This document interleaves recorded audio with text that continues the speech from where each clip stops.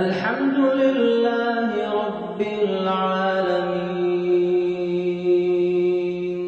মুঘল আমলে ঢাকায় জাঁকজমকপূর্ণ ঈদ পালন করা হতো, তবে সেসব কেবলই সীমাবদ্ধ ছিল সুবেদার ও বিত্তবানদের জন্য। ব্রিটিশ শাসন শেষ হওয়ার পর এই ধর্মীয় উৎসবটি গণমানুষের হয়ে ওঠে। দর্শক, আজকের ভিডিওতে সেই ইতিহাস জানাবো আপনাদের, পুরোটা সময় সঙ্গেই থাকুন।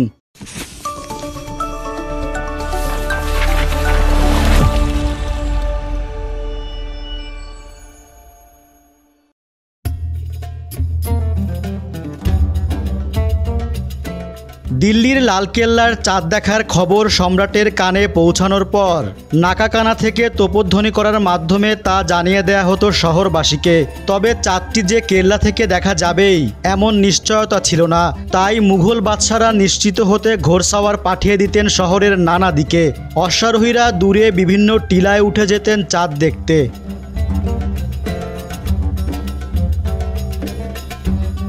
সেই হুলস্থুল ব্যাপার ধীরে ধীরে হ্রাস পেয়েছে ক্ষমতার পালা বদলে।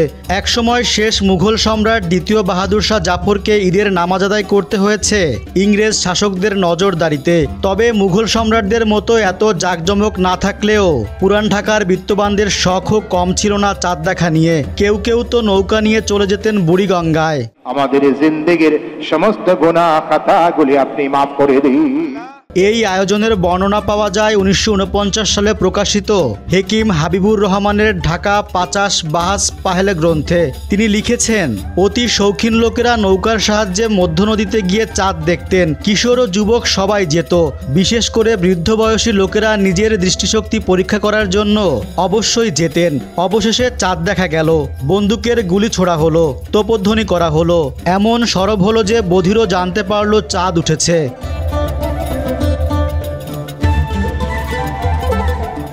তবে ঢাকার প্রথম শাহী ঈদগাহ নির্মাণের সময়কাল বহু আগের। বাংলা মুঘল সাম্রাজ্যের অধীনে আসার 44 বছর পর 1660 সালে সম্রাট শাহজাহানের ছেলে শাহ সুজার প্রধান আমত্ত মীর কাসিম নির্মাণ করেছিলেন ধানমন্ডির ঈদগাহটি। এখানে অনুষ্ঠিত ঈদের প্রধান জামাতে আসতেন সুবা বাংলার সুবাদার, নায়েবে আজিম ও তাদের পরিষদেরা। সাধারণ মানুষ এই মসজিদে নামাজ আদায়ের সুযোগ পেয়েছেন অনেক পরে।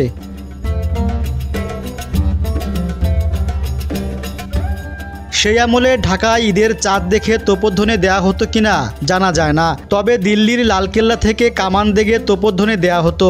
মির্জা নাথানের লেখা বাহারিস্তানি গায়েবী বইতে পাওয়া যায়, সন্ধ্যায় নতুন চাঁদ দেখা গেলে শিবিরের শাহী তুর্য বেজে ওঠার কথা। এরপর গোলন্দাজ বাহিনী গুলি ও আতশবাজি ছুড়তে শুরু করত।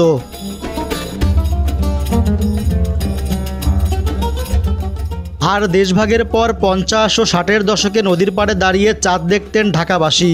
যাদের বাড়ি নদী থেকে দূরে তাদের যেতে হতো লালবাগ কেল্লায় উঁচু ভবন থেকে চাঁদ দেখতে। সেই সময় পিলখানার ভেতর থেকে তোপধ্বনি দেয়া হতো। চাঁদ দেখা গেলে একসময় নবাব বাড়ি থেকেও শোনা যেত তোপধ্বনি।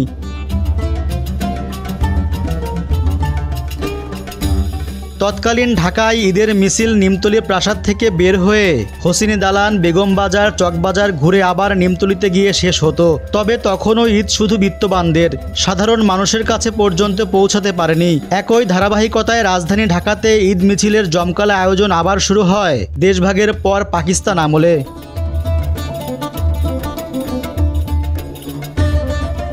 একসময় গ্রাম বাংলার মতো ঢাকার ঘরে ঘরেও তৈরি হতো বাংলার সেমাই। ছোট্ট একটা মেশিনে চালের আটা ঢুকানো হতো, তারপর হাত দিয়ে কাঁচা সেমাই পড়তো মেশিনের জালি দিয়ে।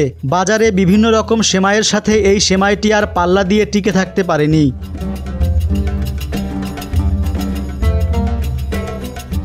ঢাকায় ঈদের দিনের বিশেষ আকর্ষণ ছিল বিভিন্ন জায়গায় কাবুলিওয়ালাদের নাচ।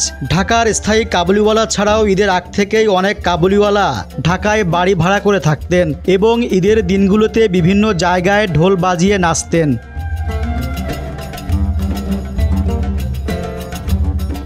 ঢাকাবাসীর আরেকটি বিনোদন ছিল কাওয়ালির আসর। বাড়ির আঙিনায় ছাদে শামিয়ানা টানিয়ে সারা রাত কাওয়ালি চলতো। চাঁদ রাত ও ঈদের রাতেই হতো এসব আসর। স্থানীয় শিল্পী ছাড়াও বিহারি ক্যাম্পের কিছু অবাঙালি কাওয়ালি পরিবেশন করতেন।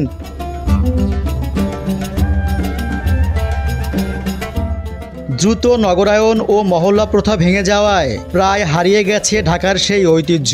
সেগুলো হয়তো ফিরিয়ে আনা সম্ভব নয়। অদূর ভবিষ্যতে এ নগরীকে জানতে হলেও অন্তত ঢাকাবাসীর নিজস্ব সংস্কৃতি সংরক্ষণ করা উচিত।